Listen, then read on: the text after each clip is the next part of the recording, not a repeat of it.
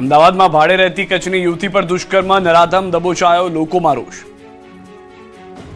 અમદાવાદમાં રક્ષક જ ભક્ષક બન્યો છે. શહેરના જોધપુર વિસ્તારમાં ભાડે રહેતી 23 વર્ષીય યુવતી પર સિક્યુરિટી ગાર્ડે દુષ્કર્મ આચર્યું. આ ઘટના બાદ સમગ્ર રાજ્યમાં હાહાકાર મચી ગયો છે.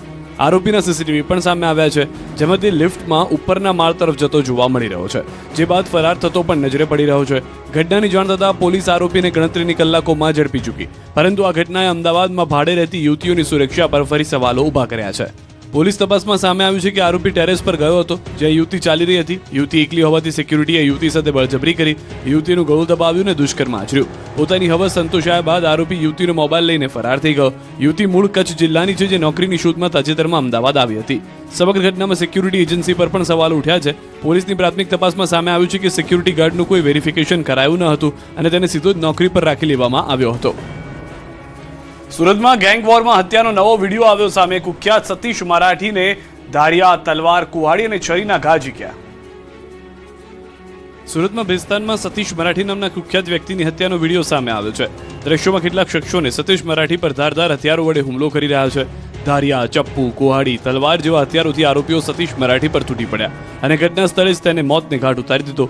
આરોપીઓએ પોઈન્ટ બ્લેન્ક રેન્જથી તમંચાથી ફાયરિંગ પણ કર્યું. દાવો છે કે બુધવારે સાંજે કુખ્યાત સતીશ મરાઠા એક યુવતી સાથે સ્વિફ્ટ કારમાં ભેસ્તાન સરસ્વતી આવાસ પાસેથી પસાર થઈ રહ્યો હતો.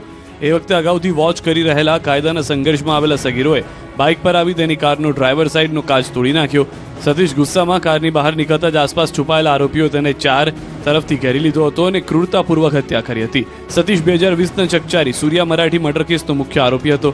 મહત્વનું છે કે આ કેસમાં અત્યાર સુધીમાં 4 સગીર સહિત કુલ 8 આરોપીઓને ઝડપી લેવાયા. સતીશ મરાઠાની હત્યાની તપાસમાં જેલમાં બંધ રાહુલ મંડલે હત્યાનું કાવતરું ઘડ્યું હોવાનો પોલીસનો દાવો છે. પોલીસના જણાવ્યા મુજબ શિવા, ટકલા અને કેતન સહિતના લોકો સાથે મળીને હત્યાનું પ્લાનિંગ કર્યું હતું. બીજી તરફ સુરતમાં સતીશ મરાઠાની હત્યા બાદ શહેરમાં ગેંગવોર અને સોશિયલ મીડિયા પર ભાઈગીરીના પ્રદર્શનને લઈને ફરી ચિંતા ઊભી થઈ છે. સોશિયલ મીડિયા પર ગેંગના નામે ચલાવવામાં આવતી રીલ્સ અને ફિલ્મી ડાયલોગ્સ મારફતે ભયનું વાતાવરણ ઊભું કરવાનો પ્રયાસ પોલીસ માટે પડકારરૂપ બન્યો છે.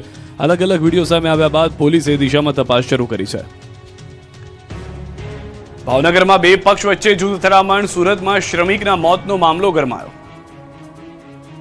ભાવનગરમાં બુધેલ ગામે એક જ સમાજના બે પક્ષો સામસામે આવી ગયા. બંને પક્ષો વચ્ચે થયેલી મારામારીનો લાઈવ વિડીયો પણ સામે આવ્યો.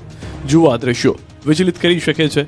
બંને પક્ષના સભ્યો જાણે એક જ બીજાના લોહીના તરસ્યા હોય. પુરુષોની સાથે મહિલાઓના માથા પર પણ જાણે મોત સવાર છે. બંને પક્ષો વચ્ચે અચાનક ઉગ્ર બોલાચાલી બાદ મારામારી શરૂ થઈ. બંને પક્ષના લોકો હથિયાર અને ધોકા વડે એકબીજા પર હુમલો કર્યો. ધોકા, બેટ અને પથ્થર વડે લોકો હુમલો કરતા નજરે પડી રહ્યા છે.